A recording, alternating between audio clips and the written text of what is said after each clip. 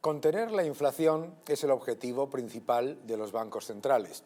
No solamente se trata de contener la inflación, sino de prevenir una década de estanflación. Estanflación es cuando la economía se estanca y además se mantiene una elevada inflación, que es un gravísimo riesgo para la economía. Por eso, los bancos centrales han dado un mensaje inequívoco en esta última reunión, tanto de la Reserva Federal como del Banco Central Europeo.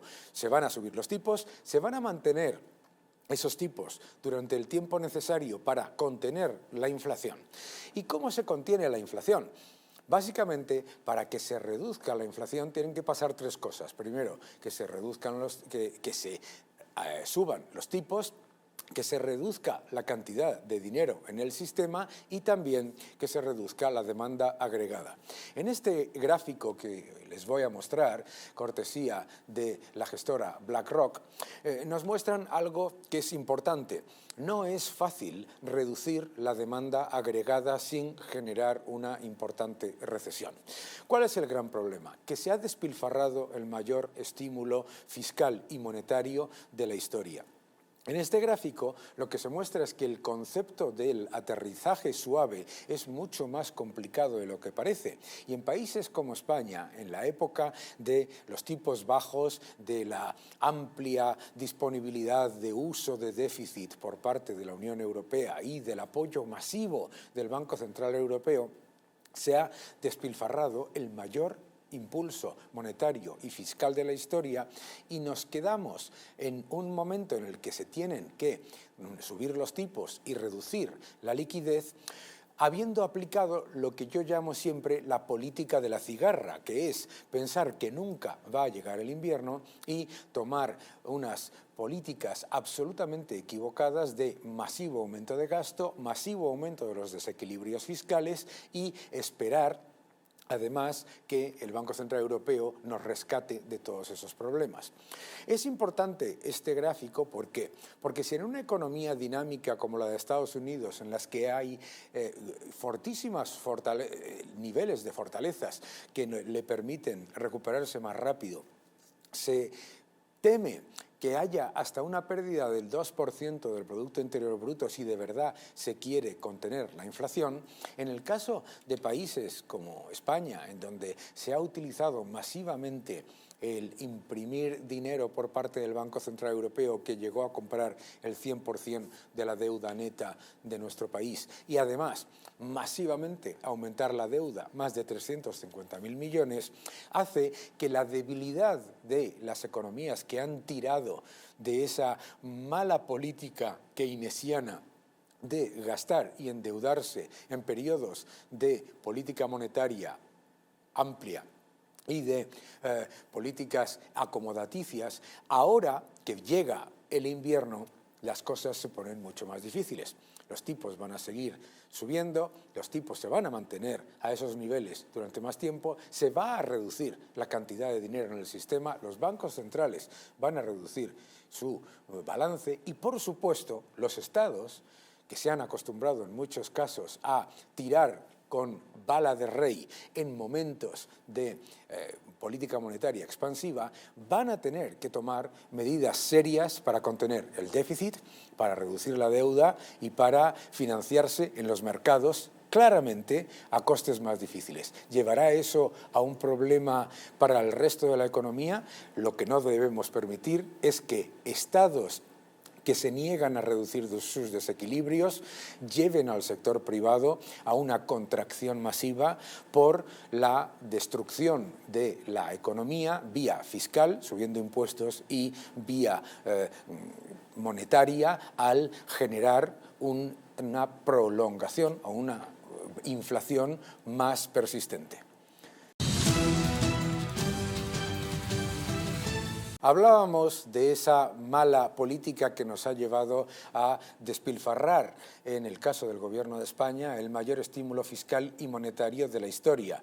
Y cuando hablamos de crecimiento y hablamos de empleo, los autónomos son absolutamente clave. Son el motor de la economía, son creadores de empleo, creadores de riqueza y, desafortunadamente, también los más atacados por las malas políticas.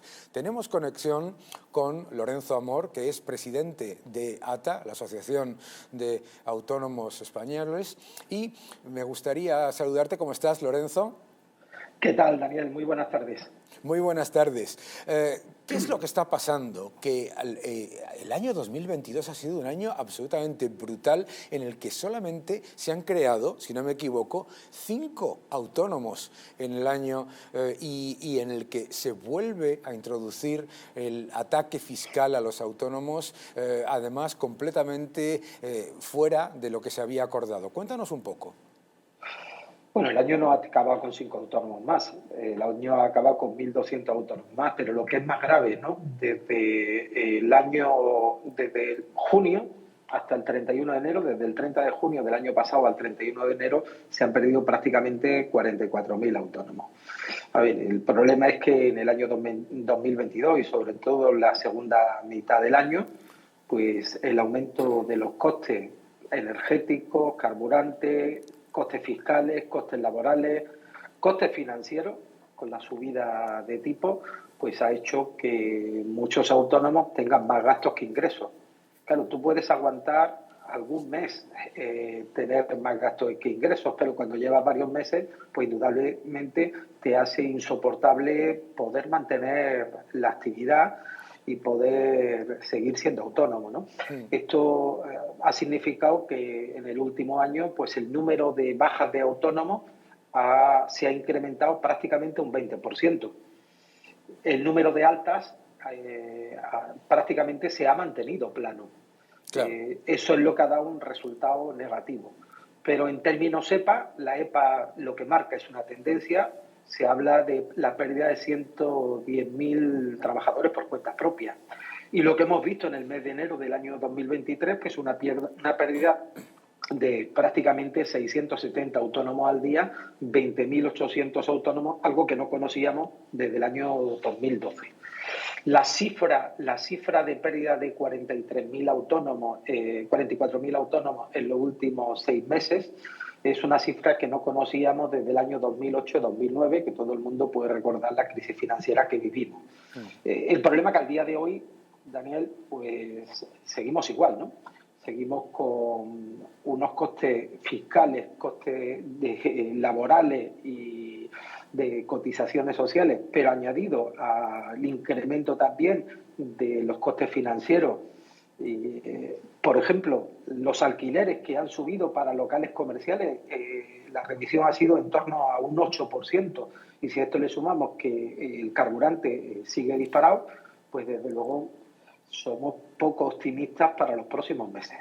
Cuando te fijas en la situación general, los autónomos claramente son el colectivo más perjudicado de todo lo que es el sector productivo, porque está sufriendo todas esas subidas impositivas que tú acabas de comentar y además se le añaden todas las dificultades de unos negocios pues, que obviamente pues, son más frágiles ante subidas de precios generalizadas como las que estamos viviendo.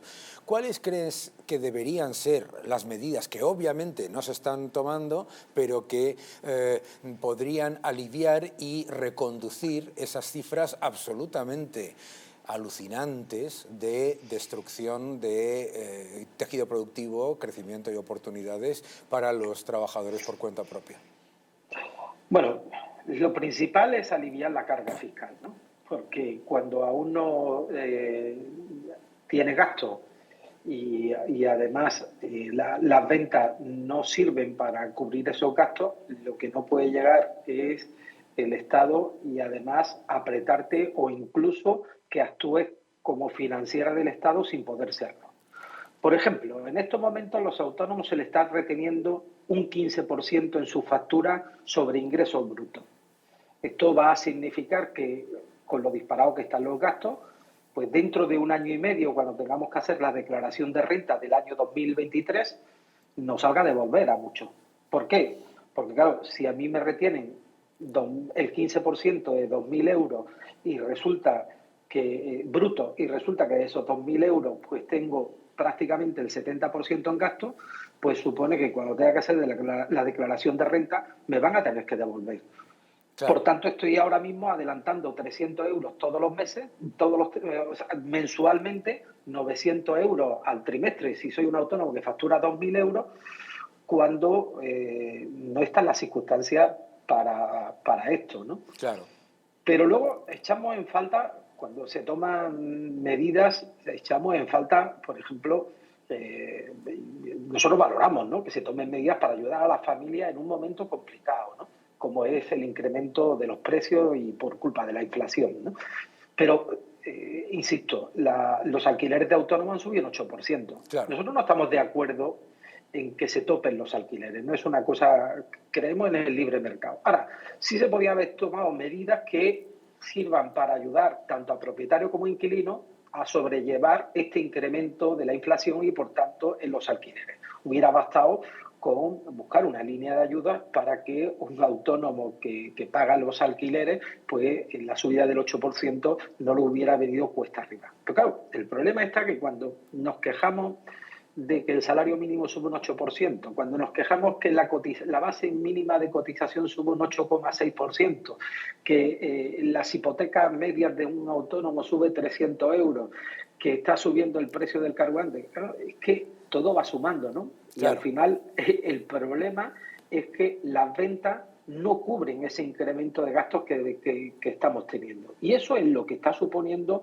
una sangría para los autónomos. Por tanto, las principales medidas es que el gobierno y las administraciones en general alivien la carga, ¿no? Alivien la carga y desde luego que más actuemos como financiera. Fíjate un caso, ¿no?, querido Daniel. Lo que ha pasado con las cotizaciones en este mes no tiene nada que ver con el sistema de cotización por ingresos reales. Todos los años sube la base mínima de cotización, todos los años. Pero nunca ha subido un 8,6 como este año. El gobierno en los presupuestos generales del Estado, sin consulta, decidió subir no solo la base máxima, sino también las bases de los autónomos un 8,6%. Claro, el problema es que el gobierno pacta con nosotros que desde enero hay un nuevo sistema de cotización por ingresos reales. Y este sistema iba a permitir que desde enero un autónomo que facturara 600 euros pudiera cotizar 230. Bueno, este autónomo que tiene un rendimiento neto de 600 euros, se ha encontrado en este mes con una subida de cuota de 325. Claro, el problema está en que es verdad que a este autónomo dentro de año y medio le van a devolver pues prácticamente 100 euros de enero y 100 euros de febrero. Pero se le van a devolver pues prácticamente dentro de 2 años. Claro, es que en realidad se está utilizando. Claro, se está. Es que no estamos en circunstancias para hacer esto, ¿no? Y por eso es nuestra queja, ¿no? O sea, si a nosotros nos hubieran dicho, oiga, que va a subir la base de cotización de los autónomos, pues de media ha ido subiendo un 1, un 2%, bueno, mire, ¿qué hacemos? Pero un 8,6 nos parece una salvajada. Y luego también otro tema, ¿no? Le ha afectado a los autónomos, como a todos los trabajadores y empresarios o empresas, lo que se llama esa derrama que se inventó el ministro Escrivá del mecanismo de equidad intergeneracional, ¿no?, que ha supuesto una subida del tipo del 0,6% y que desde luego se ha sumado a lo del 8,6%. Hay que decir que ni el mecanismo de equidad intergeneracional ni la subida del 8,6% tiene que ver nada con el nuevo sistema de cotización por ingresos reales. Es más, si no estuviera el nuevo sistema de cotización por ingresos reales, a los autónomos se le hubiera aplicado en enero el 8,6% de subida y el mecanismo de equidad intergeneracional. Sí.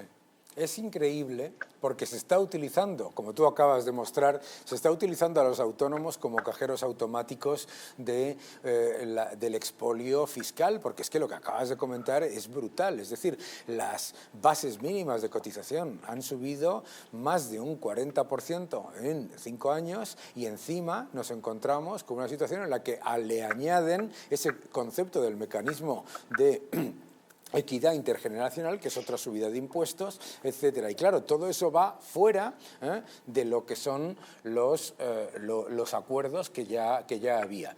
Pero Lorenzo, además sí, una cosa, Daniel, cuando se habla del salario mínimo, sí, y yo oí el otro día al presidente del gobierno hablar de CEOs de grandes compañías, ninguna gran compañía va a cerrar por una subida del salario mínimo de un 8%. Y lo claro, voy a explicar. No hay grandes compañías ni grandes empresas que tengan a trabajadores en el salario mínimo. El salario mínimo está en las pequeñas empresas, está en los autónomos y está en el régimen de hogar, en las empleadas y empleados de hogar, y está en los cuidadores. claro, Pero también están en esas pequeñas empresas y autónomos que trabajan con la administración. Desde jardinería, empresas de limpieza, a pequeños gimnasios, a empresas de dependencia, autónomos que tienen esas pequeñas empresas, que trabajan con ayuntamientos, con comunidades autónomas, que han visto cómo en los últimos 4 años el salario mínimo y las cotizaciones han subido un 44,7%. Sin embargo, el servicio que prestan esos autónomos y empresas con la administración ha subido un 0% eso, por la ley de desindexación claro. y no aplicar el IPC a estos contratos públicos. Claro, mucha gente puede decir, oiga, pues que se salgan de trabajar con la administración. Bueno, si eso fuera tan fácil ya lo hubieran hecho mucho. Lo que Claro, pasa es que ahí hay unos contratos firmados, indudablemente si uno incumple un contrato tiene que indemnizar. claro, Y evidentemente, claro, esto como dice a veces el presidente de la COE es yo te invito a cenar pero pagas tú, en el sentido que en el boletín oficial del Estado, que lo aguanta todo, pues el gobierno decide subir un 8%, pero cuando le toca a ellos tener que pagar ese incremento de costes laborales, las administraciones no van a subir los servicios, el coste de los servicios que los autónomos prestan a estas administraciones. efectivamente, Es como hemos visto, ¿no? efectivamente. El salario de los empleados públicos sube un 3% este año, pero sin embargo en el sector privado el salario hay que subirlo, el salario mínimo, un 8%. Claro, Lo que pues no quieras para ti, no nos lo indigne a las empresas y a los autónomos, ¿no? muchísimas gracias, Lorenzo, por tu tiempo y por tus explicaciones. No olviden, en los últimos 5 años las bases mínimas de cotización han subido más de un 44%, mientras los ingresos de los que trabajan para la administración y ofrecen servicios a la administración un 0%. Es como bien acaba de decir Lorenzo, dice Garamendi, exactamente lo mismo que te inviten a cenar y pagas tú. Muchísimas gracias, Lorenzo, y nos vemos pronto. Bienvenido a tu casa.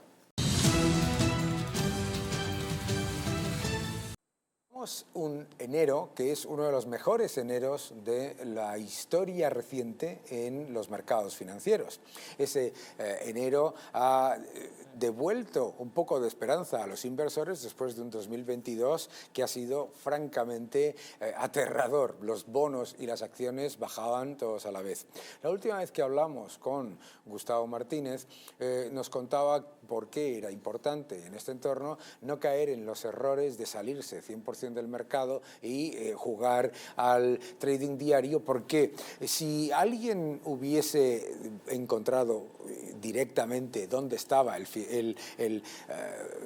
valle de mercado en diciembre del año pasado, probablemente, lo más seguro no, es que no hubiese entrado en el mercado en enero y se habría perdido esa subida. La importancia de generar carteras, de las que hablaremos después también con José Miguel Mate, consejero delegado de Tresis.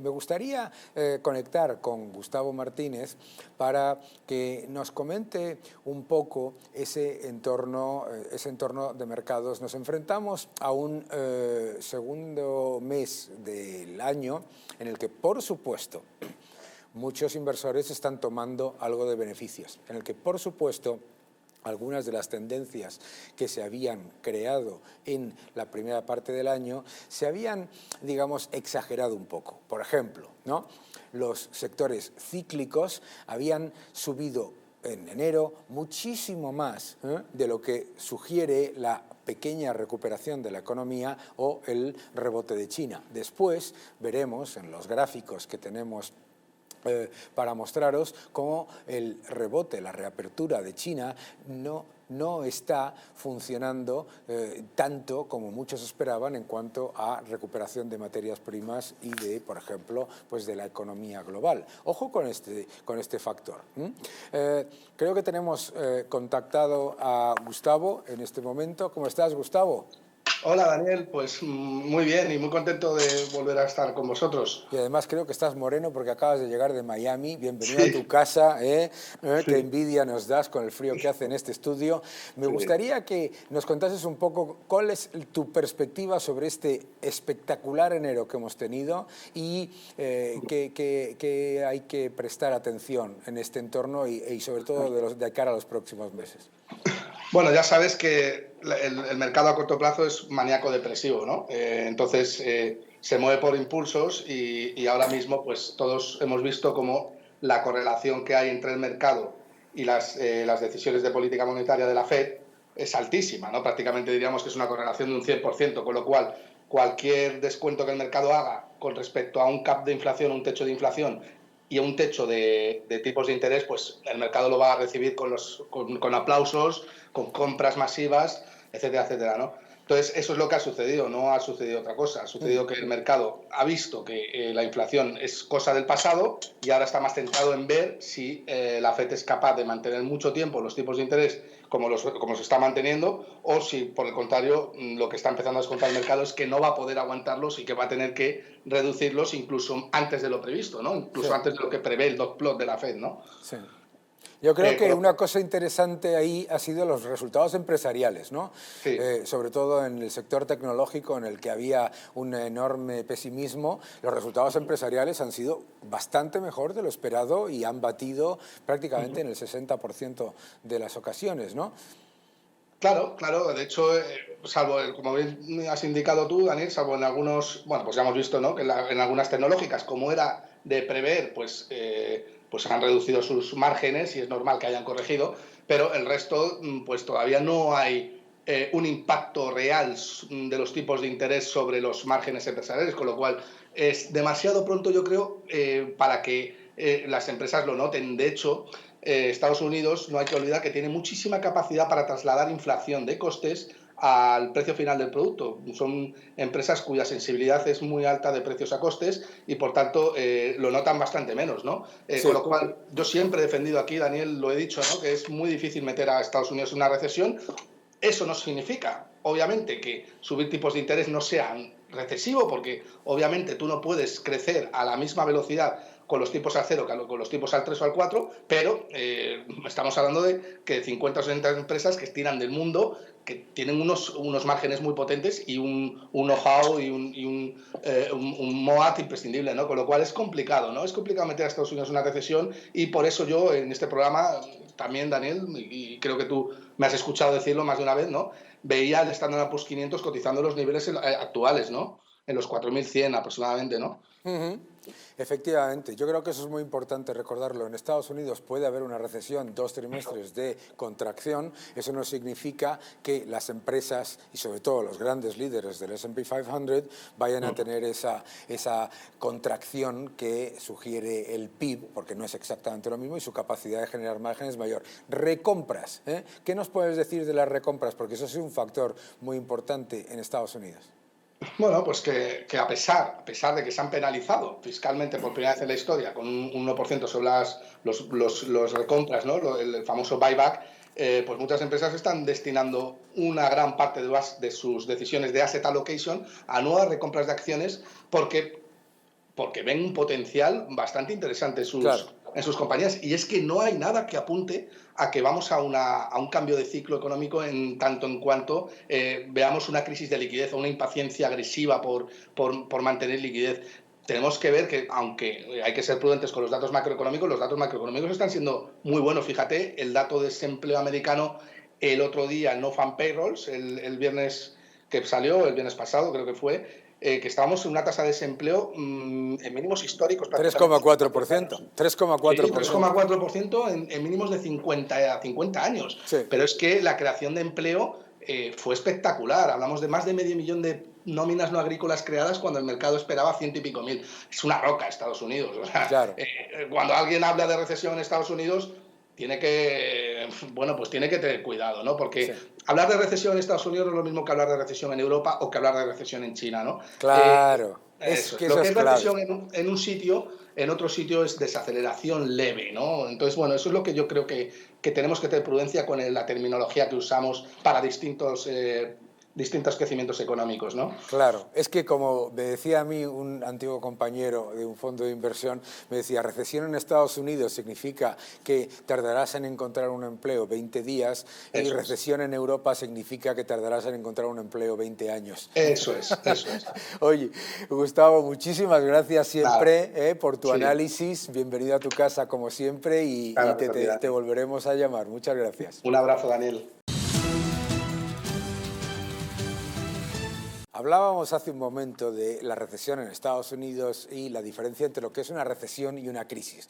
No es lo mismo una recesión que una crisis. Una recesión es 2 trimestres de caída del Producto Interior Bruto en el que puede seguir creciendo el empleo, en el que puede seguir fortaleciéndose el tejido productivo si no lo está fagocitando el Estado. Y otra cosa muy difícil, muy distinta, además, es una crisis en la que lo que hablamos es de una contracción directa del crédito para familias, empresas, lo hagan bien o lo hagan mal, como hemos visto en otros casos. Y la diferencia entre una recesión en Estados Unidos, donde rápidamente la economía se adapta, porque es una economía muy flexible, al caso de la Unión Europea. Cuando hablamos de datos macro y todo esto, pues hay que tener en cuenta todos estos factores. Y la gente se encuentra con dificultades a la hora de entender el entorno macroeconómico y para eso tenemos un programa como este y tenemos a invitados como Pablo Gil, que creo que lo tenemos conectado. ¿Cómo estás, Pablo?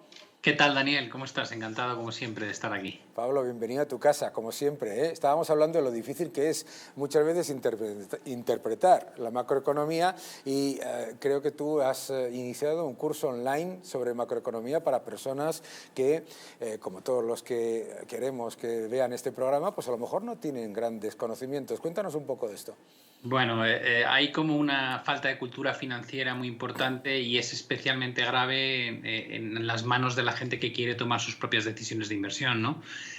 Es el día a día de si la hipoteca variable o fija, si me merece la pena hacer un plan de pensiones, si tengo que hacer inversiones a largo plazo tipo DCA, si es mejor entrar y salir, cómo diversifico la cartera. Pues bueno, son preguntas que a todos nos acompañan y que por desgracia pues debería estar incluido en la educación financiera que se imparte en los colegios para que la gente saliese con unos mínimos conocimientos y no es así, ¿no? Entonces esta es una forma de acercar pues temas muy interesantes de cómo funciona la economía, porque todos invertimos nuestros ahorros y nuestro patrimonio de una forma u otra e intentar evitar al máximo pues esa depreciación que tiene la capacidad adquisitiva, ¿no?, de nuestro dinero, como estamos viendo.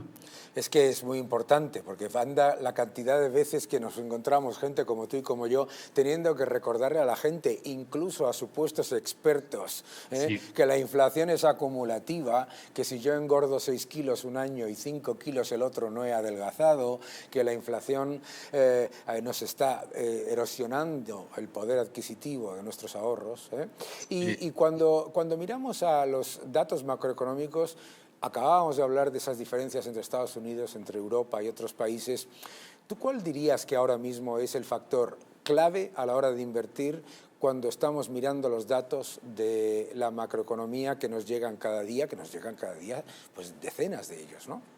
Bueno, yo creo que ahora mismo la pinza la forman los datos de inflación por un lado y la reacción de los bancos centrales por otro, ¿no?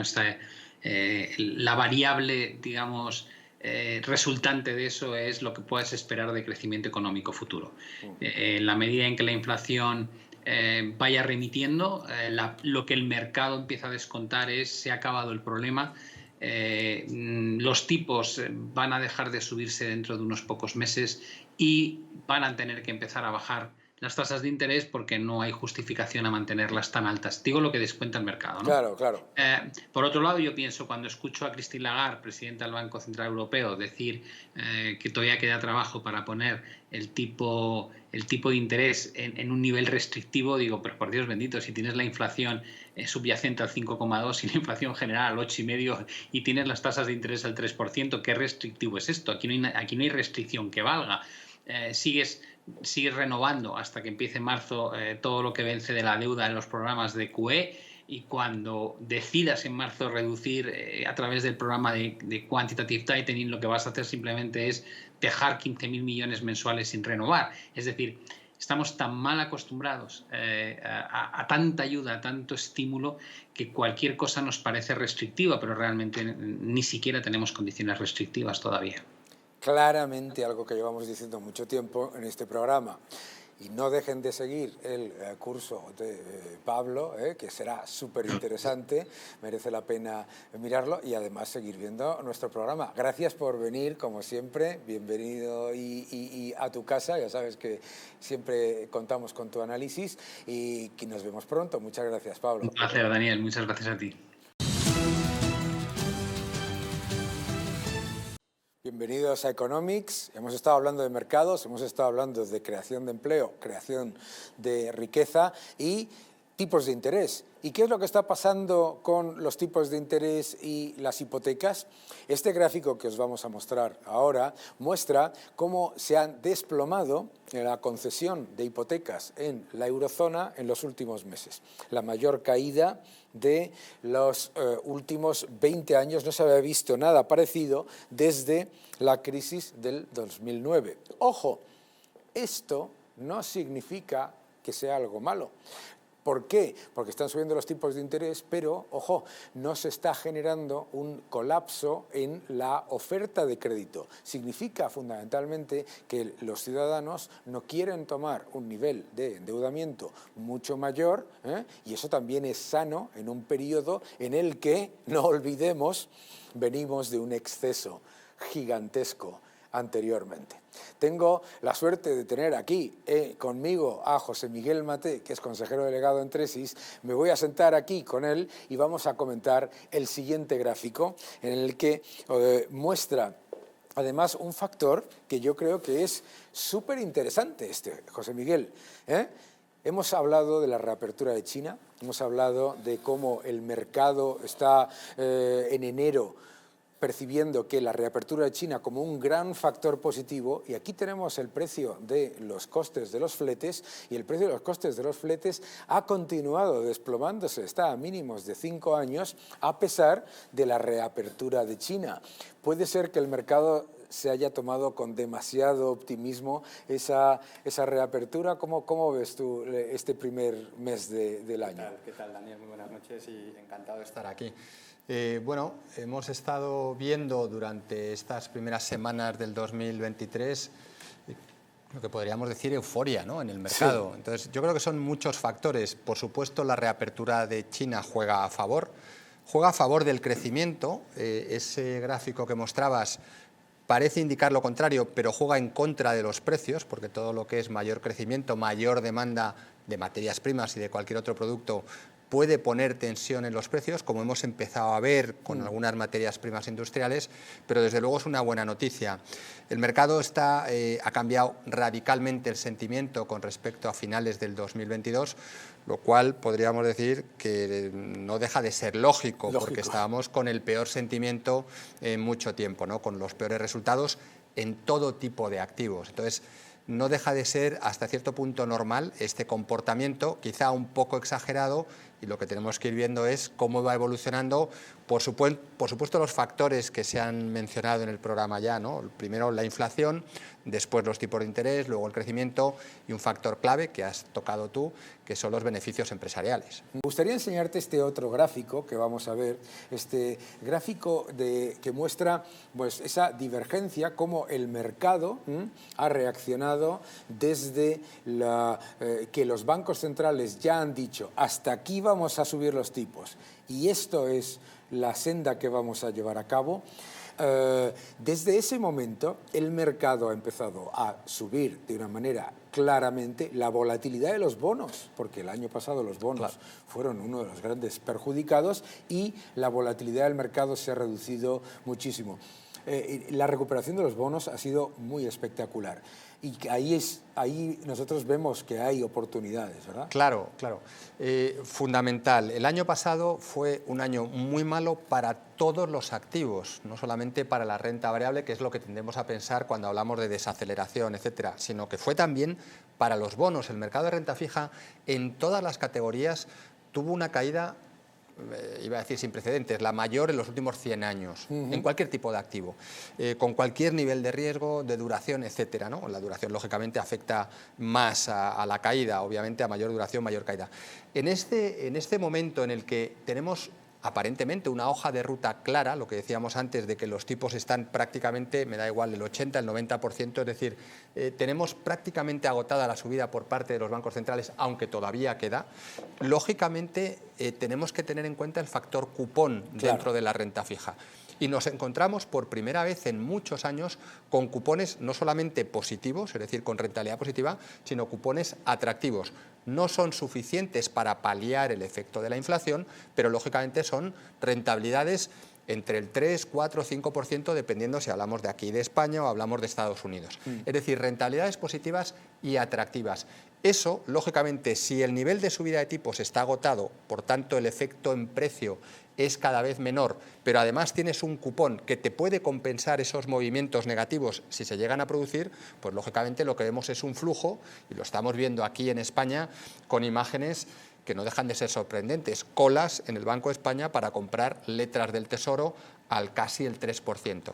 Eso vemos que el dinero que los inversores, los más conservadores, se encuentran cómodos no perdiendo dinero. Nuestra labor, lógicamente, es decirles, ojo, no estás perdiendo dinero nominalmente, pero estás perdiendo por el efecto de la inflación. Pero en cualquier caso, para los activos de renta fija, para carteras de medio o largo plazo para la parte conservadora, empieza a convertirse el bono, la letra, en un activo interesante.